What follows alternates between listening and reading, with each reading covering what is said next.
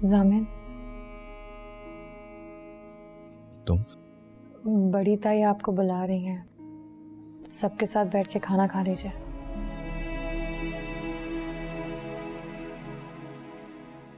मार दिया ना तुमने मेरे बाबा को, खो दिया मैंने अपने बाबा को तुम्हारी वजह से। जामिन, क्या जामिन? क्या जामिन? तुम्हें अंदाजा है कि तुम्हारी यहां मौजूदगी का मतलब क्या है सहर? एक लावा है जो मेरे अंदर हर वक्त खोलता रहता है। समझ नहीं आता कि तुम्हें देखूं या तुम्हारे दिखाई दिए जाने पे मुंह फेर लूं। मेरे बाबा भी हर वक्त इसी दबाव में थे, यही स्ट्रेस था उनको। और क्या हुआ? चले गए मेरे बाबा, छोड़ गए मुझे, ले ली मेरे बाबा की जान। मार दिया तुमने मेरे बाबा को, खो दिया मैंने अपने बाबा को, सिर्फ तुम्हारी वजह से, सिर्फ तुम्हारी वजह से सहर। ताई अम्मी बिल्कुल ठीक कहती हैं,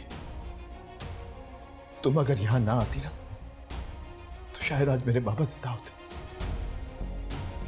शायद नहीं, यकीनन जिंदा होते मेरे बाबा। मार दिया तुमने मेरे बाबा।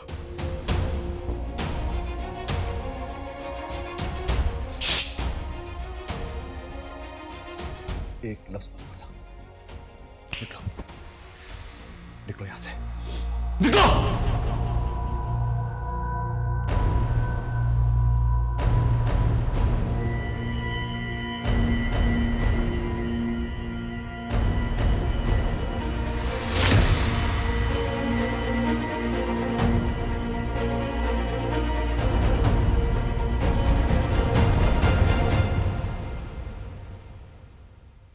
मेरा आपसे मिलना और बात करना बहुत जरूरी है।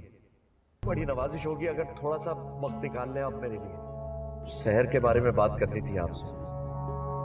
पता नहीं तुम्हें क्या बकल है। भाई साहब, आप इस वक्त जो भी कहें, मुझे आपसे मिलना है। मुझे आपको बहुत कुछ बताना है। मम्मा ने शहर के सामने 50 साल का बुड्ढा खड़ा कर दिया। बाबा आप मुझे बताएं, मैं शहर की जगह होती तो क्या आप मेरी शादी एक 50 साल के बुड्ढे से होने देते? भाईजान, मैं आपसे शहर के सिलसिले में एक बात करने आया। शहर बहुत छोटी है, मासूम है। एजाज के जाने के बाद वो हमारी जिम्मेदारी है। एजाज की बेटी की शादी के सारे फैसलों का इख्तियार राबिया को दे चुका। और मेरा फैसला ये है कि शहर की शादी वहीं होगी जहां मैं तय कर चुकी।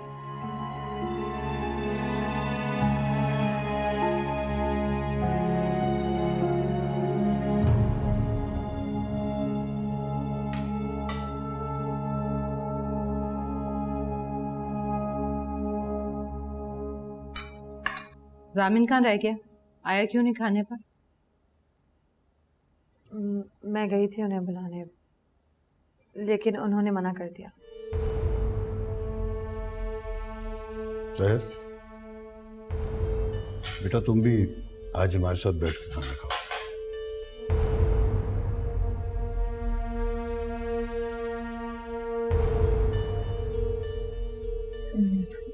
तायाजान, मुझे भूख नहीं लग रही, मैं जामिन को बुला कर लाती हूँ। रुको हरीम, तुम जाओ जामिन को बुला कर लाओ। मम्मा वो जा रही है ना, उसे जाने दे। तुमने सुना नहीं मैं तुमसे कुछ कह रही हूँ? तुम जाओ बुला कर लाओ, जाओ।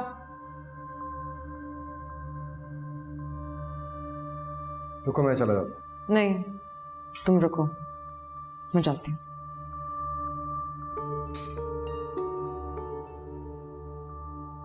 सुनो, अगर वो आने से इनकार कर दे तो तुम खुद जाना उसका खाना लेकर कमरे में, समझ गई? जी।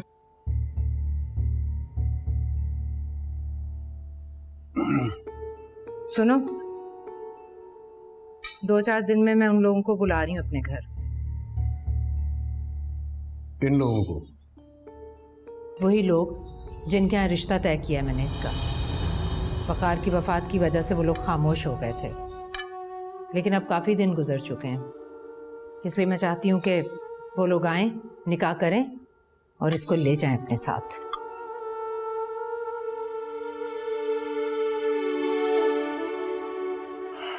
सहर की शादी वहां नहीं होगी, उस घर में।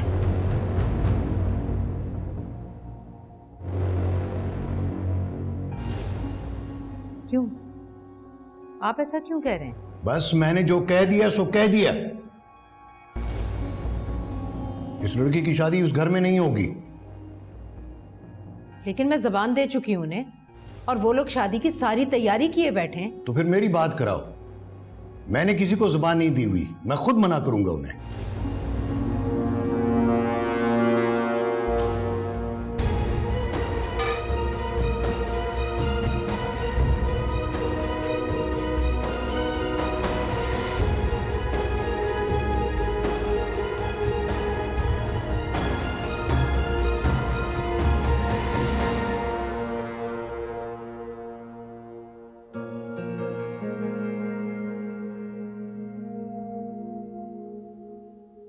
सुनिए, मुबारक हो। जी? वकार अंकल के मरने से तो आपको फायदा हो गया। सही तो कह रहा हूं, अब आपकी शादी नहीं होगी उस सीनियर सिटीजन से। और ये बात राबिया पप्पू को समझाने और मनवाने के लिए बेचारे वकार अंकल तो। तमीज आपको छूकर भी नहीं गुजरी है ना? अरे वाह, मैं तमीज से बात करूं, जबकि बगौर राबिया पप्पू के वकार अंकल के मरने की वजह तो आप ही हैं। मुबारकबाद तो आपको देनी चाहिए। वैसे कितनी अजीब बात है ना कि अगर किसी की शादी होते होते रुक जाए तो सब उसके सामने अफसोस का इजहार करें, लेकिन आपकी शादी रुकने पे अफसोस नहीं किया जा सकता, बल्कि सिर्फ मुबारकबाद दी जा सकती है। और क्या ही अच्छा हो कि जवाब में आप भी कह दें खैर मुबारक। वैसे अब मेरा कोई चांस बन सकता है? आप जैसा ढीठ इंसान मैंने अपनी पूरी जिंदगी में नहीं देखा। हटिए मेरे रास्ते से।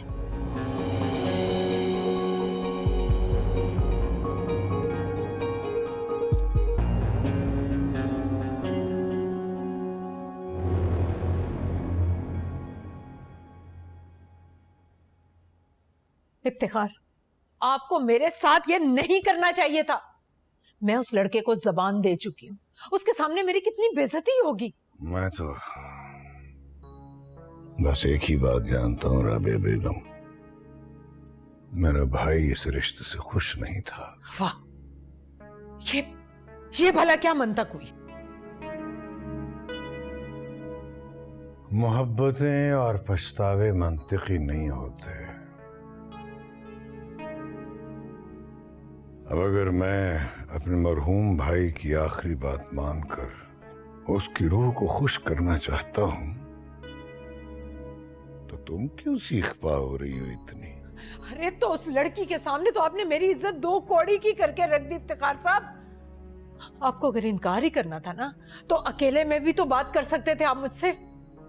मेरी हैसियत, मेरी बात तो सिफर होकर रह गई उसके सामने। हाँ, ये गलती हुई है मुझसे और मैं इस पर नादिम भी हूं, लेकिन सहर की शादी वहां नहीं होगी। और अब इस बात पर तुम मेरे साथ बहस नहीं करोगी। तुम अच्छी तरह जानती हो कि मैं एक ही बात को बार बार सुनने का आदी नहीं हूं। लेकिन इफ्तिखार साहब आप ये लाइट ऑफ कर देना।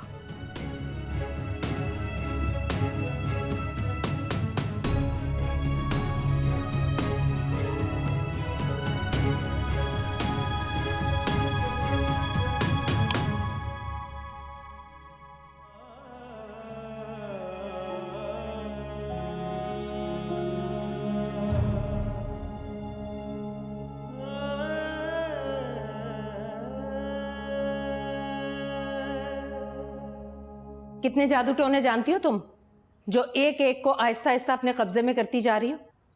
मैंने ऐसा कुछ नहीं किया ताईजान।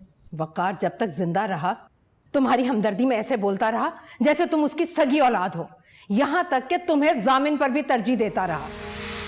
उसे तो तुम्हारी नहुसत ने मार डाला। अब क्या वही मंतर तुम इफ्तिखार पर भी फूंक रही हो? ताईजान आप जो कुछ भी कह रही हैं मैंने ऐसा कुछ भी नहीं किया। तो फिर यकायक इफ्तिखार तुम्हारे हमदर्द बनकर उस रिश्ते की मुखालफत पर क्यों उतर आए? बड़े ताया से तो मैंने एक लफ्ज नहीं कहा। आप चाहें तो कसम ले लें मुझसे। मैं तुम्हें अच्छी तरह से जानती हूँ क्योंकि तुम्हारी माँ भी तुम जैसी थी। वो तुम्हारे बाप से किसी शादी में मिली थी, उसके बाद से उसने एजाज पर ऐसी स्याह नजर डाली कि मेरे महके और ससुराल की बुनियादें तक खिलाकर रख दी। कि आप हर बात में मेरी माँ को बीच में क्यों ले आती हैं? मेरे सामने आवाज निकालने की कोशिश मत करना, मैं अच्छी तरह से जानती हूँ। तुम अपनी माँ के नक्शे कदम पर चलते हुए तारीख दोहराना चाहती हो, लेकिन मैं तुम्हें ऐसा करने नहीं दूंगी। तुम्हारी ये तखरीब कारियां मैं किसी भी सूरत कामयाब नहीं होने दूंगी। मम्मा क्या हुआ?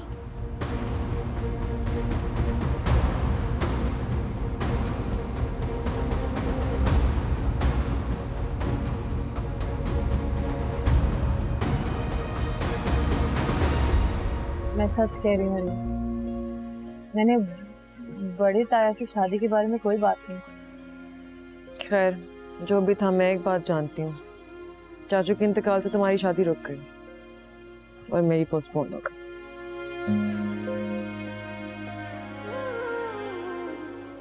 मैं तुम्हें एक बात बताऊं, जब मेरी शादी की डेट फिक्स हुई थी ना, मैं बहुत खुश थी। वो सारी चीजें अचानक से और एकदम से होने जा रही थी, जबकि ख्वाहिश मेरे दिल में पता नहीं कब से थी। जामिन शादी के बारे में ज्यादा बात नहीं करता, हालांकि मैं जानती हूँ कि उसके दिल में भी वही कुछ है जो मेरे दिल में। बहुत ख्याल रखता है मेरा। पता है, पहले बहुत जज्बाती हुआ करती थी, छोटी छोटी बातों पर आसमान सर पर उठा लिया करती थी। जब मैंने जामिन को देखा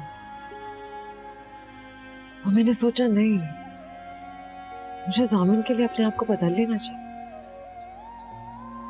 उन्होंने आपसे कहा अपने आप को बदलने के लिए? नहीं नहीं, बिल्कुल नहीं।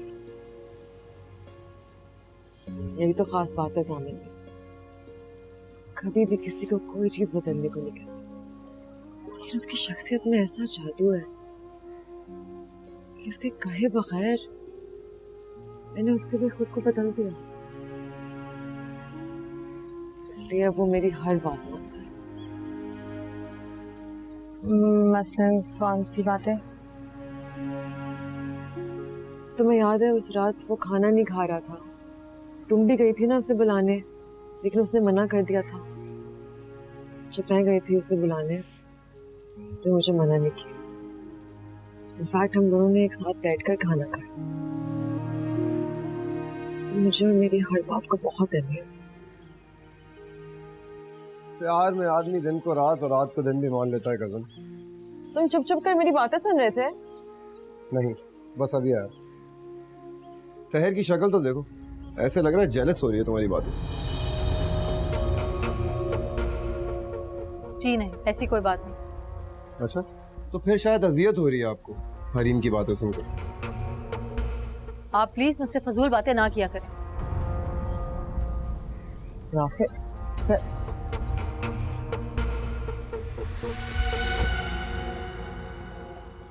तुम हर वक्त इसे क्यों तंग करते रहते हो? कि उसने मुझे रिजेक्ट किया है, हक बनता है मेरा उसे तंग करने का।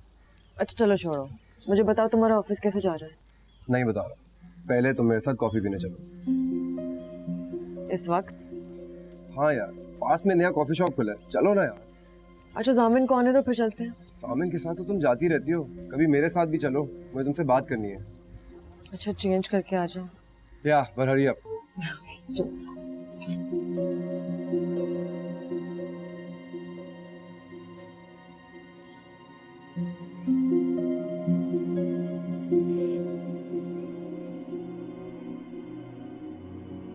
कोई शिकवा करो पर बात करो, दर्द बांटने दो, मेरे साथ रहो।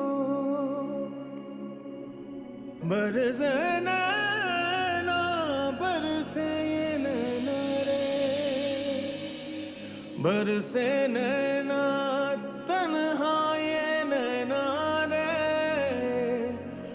बरसे नैना बरसे ये नैना रे। एक आम सा मुहावरा है कि जो इंसान मोहब्बत में पड़ जाता है उसे अपने महबूब के अलावा और कुछ नजर नहीं आता। ये बात सही है क्या? हाँ हाँ हाँ, लेम जोक और बहुत स्टूपिड सवाल। ना लेम ना स्टूपिड। तुम्हें देखने के बाद तो इस मुहावरे पे यकीन करने का दिल चाहता है। अच्छा, वो क्यों? वो ऐसे कि तुमने कभी शहर को गौर से देखा है? हाँ नहीं, कैसा सवाल है ये? स्पेशली उस वक्त जब तुम उससे जामिन के बारे में बात कर रही होती हो, जैसे आज कर रही थी। नहीं, लेकिन मैं उसे गौर से क्यों देखूंगी? तुम्हें एक बात बताऊं? क्या? मुझे लगता है कि तुम्हारी कजन सहर तुम्हारे जामिन से मोहब्बत करती है। What? तुम क्या बकवास कर रहे हो? बकवास नहीं कर रहा, मैं तो सिर्फ कड़ियां मिला रहा हूँ। कौन सी कड़ियां? देखो राफी, मुझे तंग मत करो, ठीक है? मैं तुम्हें तंग नहीं कर रहा, तुम मेरी दोस्त हो, मेरी बेस्ट फ्रेंड हो, मेरी कजन हो तुम यार। मैं तो सिर्फ वो बोल रहा हूँ जो मैंने देखा, जो मैंने फील किया। Rafe, this is nonsense. हो ही नहीं सकता। मैं तुम्हें सच बताऊं, जिस दिन उसने मुझसे शादी करने से इनकार किया था ना, मैं उसी वक्त डाउट में आ गया था। तुम क्या फजूल बातें कर रहे हो? It's not possible. तुम्हें मेरी बात फजूल लगनी भी चाहिए, क्योंकि तुम जामिन पर आंखें बंद करके एतबार करती हो। And I am really happy for you. ऐसा ही होना चाहिए। लेकिन यार, लेकिन क्या? मुझे इतनी टेंशन देकर अब अपनी बकवास बात कंप्लीट तो कर लो। आंखें बंद करके मोहब्बत में एतबार करने का जमाना गया। अब तो मार्केट में ऐसी ऐसी मोहब्बतें आ गई हैं कि हिडन कैमरा और ट्रैकिंग डिवाइसेस लगाने के बावजूद लोग चूना लगा देते हैं। राफी, मैं तुम्हारा सर फाड़ने वाली हूँ। सहर ने तुम्हें रिजेक्ट कर दिया, तुम उस बात का बदला ऐसे लोगे? मेरे और जामिन के दरमियान शक पैदा करो। मैंने तुम्हें इतना घटिया नहीं समझा था। मेरी पूरी बात तो सुन लो। नहीं सुननी मैंने तुम्हारी कोई बात। You know what? मुझे खुशी हो रही है कि सहर ने तुम्हें रिजेक्ट कर दिया। तुम हो ही इसे लायक। अब गौर से सुनो मेरी बात। जामिन तुम्हें धोखा दे रहा है। उठ उठ के रातों को शहर से मिलता है वो। और ये मैं ऐसे ही नहीं कह रहा, मैंने अपनी आंखों से देखा उन दोनों को साथ। That's enough, Rafi.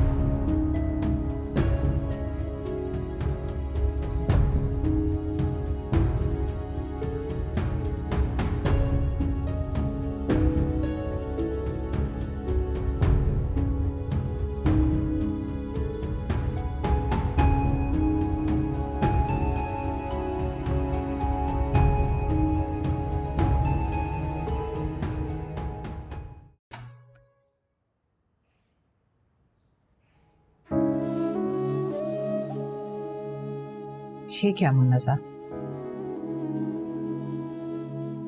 तुमने अपने कमरे से निकलना ही छोड़ दिया? क्या करूं भाभी जान, अब मेरा दिल ही नहीं चाहता कुछ भी करने को। किसी भी अपने की मौत बड़ी बेरहम होती है मुन्नज़ा। वो पीछे रह जाने वाले की जिंदगी से सारे रंग, सारी उम्मीदें छीन कर अपने साथ ले जाती है। सही कह रही हैं आप। लेकिन मुन्नज़ा, मरने वाले के साथ मरा तो नहीं जा सकता। ये सच है कि वक़ार के साथ जिंदगी ने वफा नहीं की, लेकिन मुन्नज़ा, हम लोग भी तो हैं इस घर में तुम्हारे साथ। मैं, हरीम, तुम्हारे इफ्तिखार भाई और सबसे बढ़कर तुम्हारा अपना बेटा। तुम किसी और के लिए ना सही, सामिन के लिए कमरे से बाहर निकला करो। वो आ जाता है मेरे पास, मैं भी चली जाती हूँ उसके कमरे में कभी कभी। देखो मुन्नज़ा, सबसे ज्यादा उसे तुम्हारी दिलजोई की जरूरत है। अब तुम ही उसका वाहिद सहारा हो। आप ऐसा क्यों कह रही हैं भाभी जान? सच कहूं तो जब से ये स्याहबख्त लड़की इस घर में आई है, मेरे दिल में हर वक्त वसवसे उठते रहते हैं। तुम्हें याद नहीं, राफे भी इस लड़की की वजह से घर छोड़कर जा रहा था। इतनी मुश्किल से रोका था मैंने अपने भतीजे को।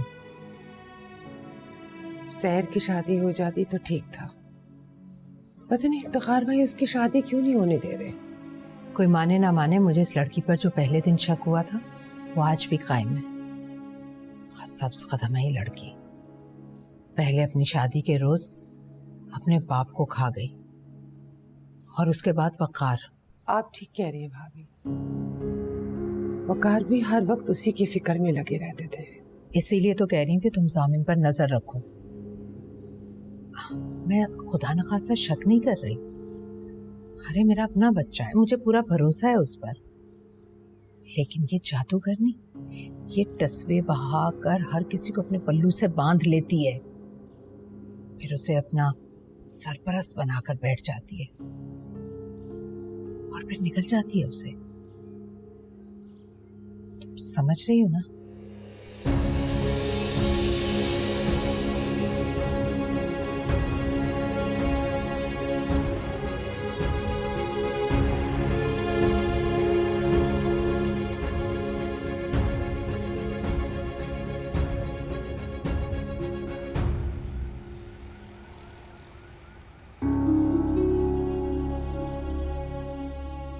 तुम उसे मोहब्बत देना चाहती हो दो, तुम उसे खुशियां देना चाहती हो दो, लेकिन अपने कान और आंखें खुली रखना। उस पर भरोसा मत करना, वरना वो तुम्हारे अंधे भरोसे का इस्तेमाल करेगा। दामिन तुम्हें धोखा दे रहा है। उठ उठ के रातों को शहर से मिलता है वो, और ये मैं ऐसे ही नहीं कह रहा, मैंने अपनी आंखों से देखा उन दोनों को साथ। जामिन पर ना सही, उस हैदराबादी लड़की पर तो शक करो। इसी तरह उसकी माँ ने एजाज को फंसाया था। कल को तुम मेरे पास रोती भी आई तो मैं भी अपनी आंखें और कान बंद कर लूंगी, बिल्कुल इसी तरह जिस तरह इस वक्त तुम किए बैठी हो।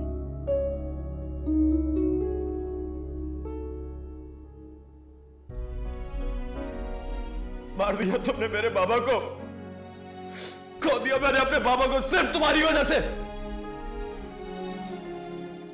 मुझे उससे इस तरह बात नहीं करनी चाहिए थी। उस दिन के बाद से वो मेरे सामने ही नहीं आई। आती भी है तो नजरें चुरा के वहां से चली जाती है। मेरा ख्याल है मुझे उसके पास आना चाहिए, बात करनी चाहिए उससे।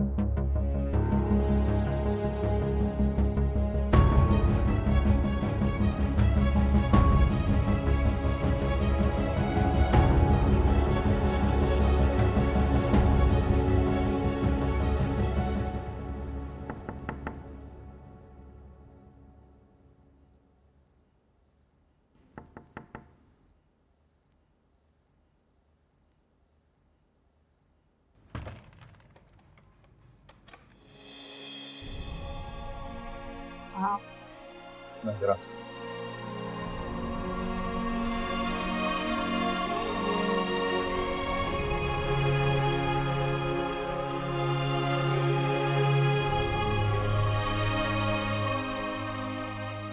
आप बैठ जाएं। नहीं साहब, मैं बस तुमसे माफी मांगने आया हूँ। मुझे उस दिन तुम पे इतना गुस्सा नहीं करना चाहिए था। आई एम सॉरी, मुझे पता नहीं क्या हो गया था। नहीं नहीं प्लीज ऐसा मत कहें, माफी तो मुझे मांगनी चाहिए आपसे। ऐसा मत कहो सर, कसूर मेरा था, मैंने बिला वजह तुम्हें डांट दिया और उस दिन के बाद तुम मेरे सामने भी नहीं आई। मैं आपके सामने आकर आपके जख्मों को और ताज़ा नहीं करना चाहती थी। ऐसी बात नहीं है सर, तुम्हारा कोई कसूर नहीं है। जो कुछ हो रहा है उसमें भला तुम्हारा क्या कसूर है? है कसूर मेरा ही तो कसूर है जामिन। क्यों आई मैं यहाँ? मुझे कोई हक नहीं पहुंचता था कि मैं आपको और वकार ताया को ऐसी आजमाइश में डाल दूं। बाबा के जाने के बाद मैं खुद को बहुत अकेला, बहुत तनाव महसूस कर रहा हूँ। मुझे लगता था कि जब तक बाबा जिंदा है सब संभाल लेंगे, सब ठीक रहेगा। बस इसी डिप्रेशन में मैंने तुम्हें पता नहीं क्या क्या कह दिया। I am sorry. जामिन,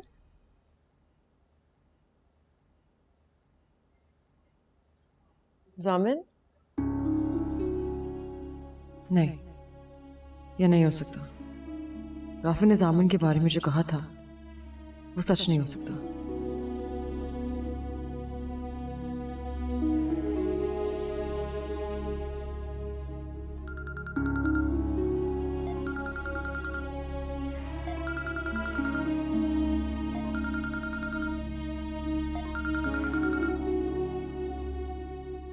इसका मतलब राफी सच कह रहा था। सर लगता है हमारी वजह से बाबा मर गए, मेरी वजह से मर गए। मैंने उनको इतना मजबूर किया, इतना टॉर्चर किया मैंने उनको कि नहीं प्लीज, इसमें आपका कोई कसूर नहीं है। सर बाबा आखिरी वक्त ड्राइव कर रहे थे तो मुझसे बात कर रहे थे, और बात भी मेरे और तुम्हारे बारे में कर रहे थे।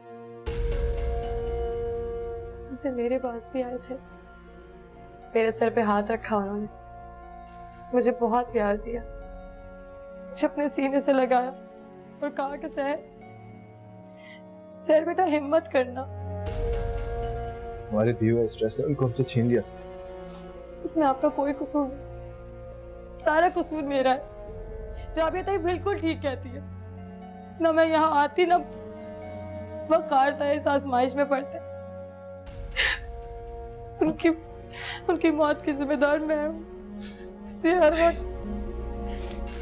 नहीं, तुम्हारा कोई कसूर नहीं है इसमें,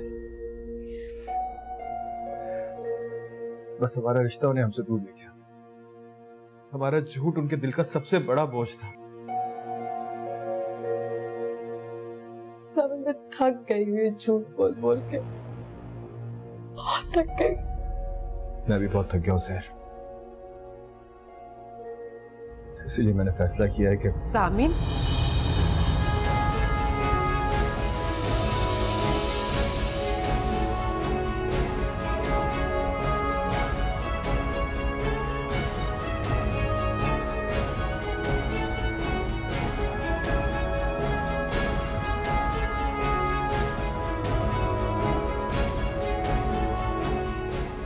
अम्मी आप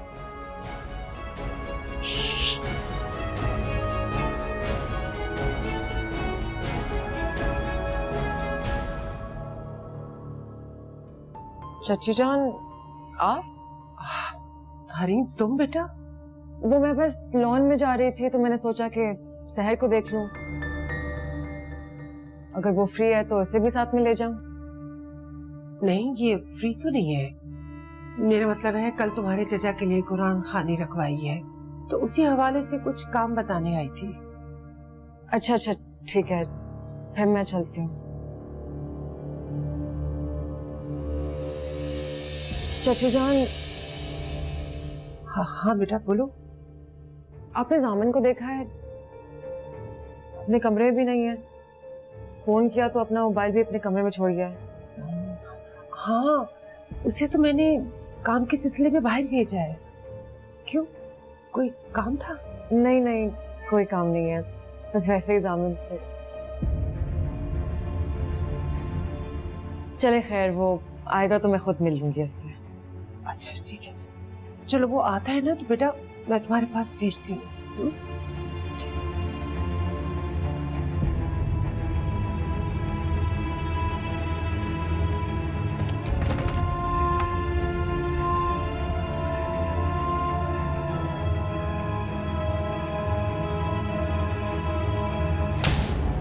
अम्मी,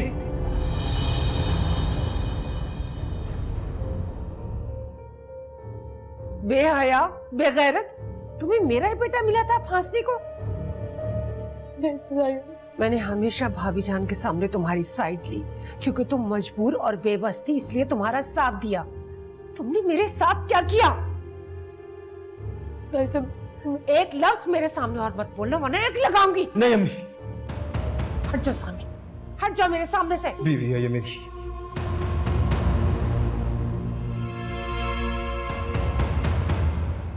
निकाह कर चुके हैं हम दोनों।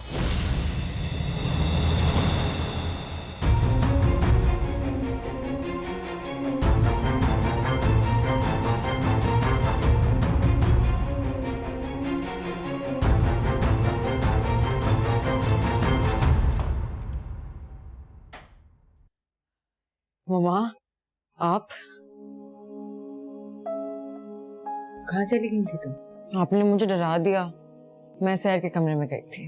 1000 बार तुम्हें मना किया, वो लड़की तुम्हारी दोस्ती के लायक नहीं है, फिर भी तुम के भाग भाग कर उसके पास जाती हो। मम्मा ऐसी बात नहीं है, मैं एक काम से गई थी। किस काम से? इतनी रात को क्या काम पड़ गया तुम्हें उससे? कुछ नहीं, आप छोड़ें, आप मुझे बताएं, आप अभी तक क्यों जाग रही हैं? बैठो मेरे पास, बताती हूँ। आओ।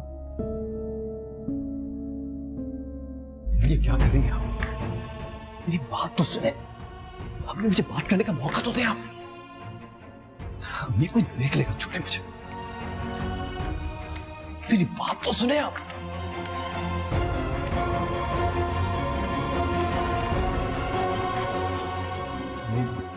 मेरी बात तो सुने।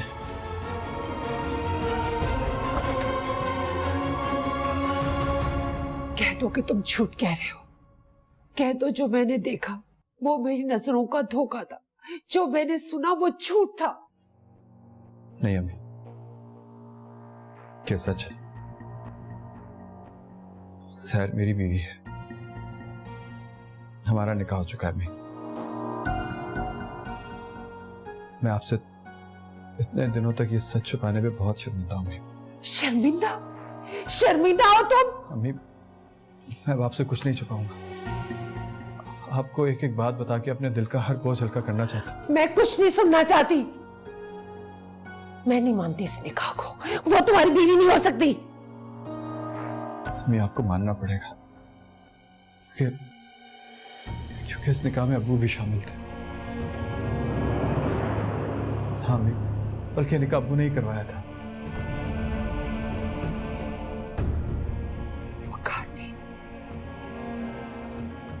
वकार भी इसमें शामिल थे। आप प्लीज अब्बू से बदगुमान मत होइएगा। नहीं, वो वक्त ही ऐसा था, एजाज चचा बेबसी की मौत मर रहे थे। वो अपनी बेटी को बेसहारा छोड़ के इस दुनिया से नहीं जाना चाहते थे। अम्मी प्लीज समझने की कोशिश कीजिए। तो इस दुनिया में सहारा देने के लिए सिर्फ तुम ही बचे थे, बाकी सब लड़के मर गए थे क्या? अच्छा 2 मिनट मेरे साथ यहाँ बैठे प्लीज। मुझे कुछ नहीं सुनना सामी, कुछ नहीं सुनना। मैं साफ साफ कह रही हूँ, मैं इस निकाह को नहीं मानती।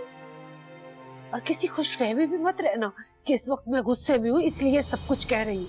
और जो कुछ मैं इस वक्त कह रही हूँ, कल परसों मरते दम तक मैं यही कहती रहूंगी कि मैं इस निकाह को नहीं मानती मैं इस निकाह को। लेकिन अम्मी, ये निकाह तो हुआ है। इस निकाह के गवाह भी हैं और ये निकाह कागजों पे भी है।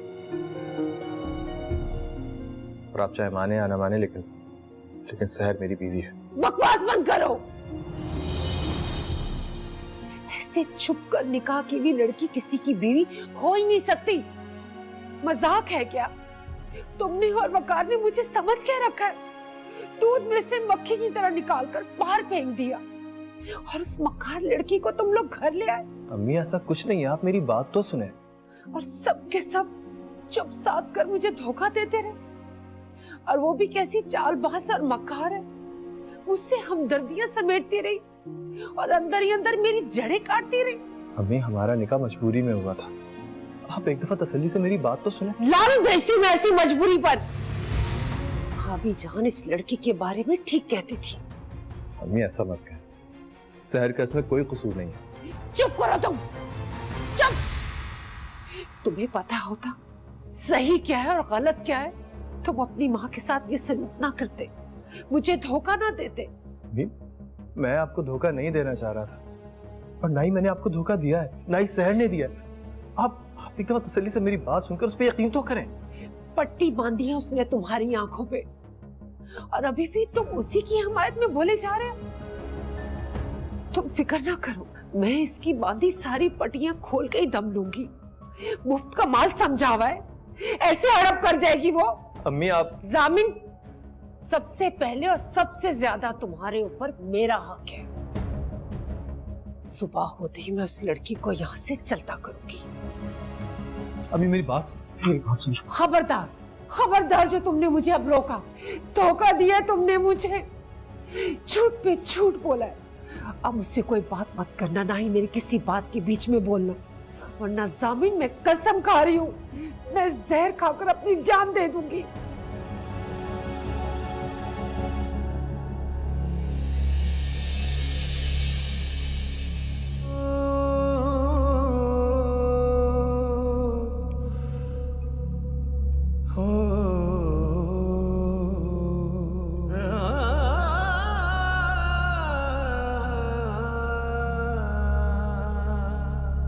Oh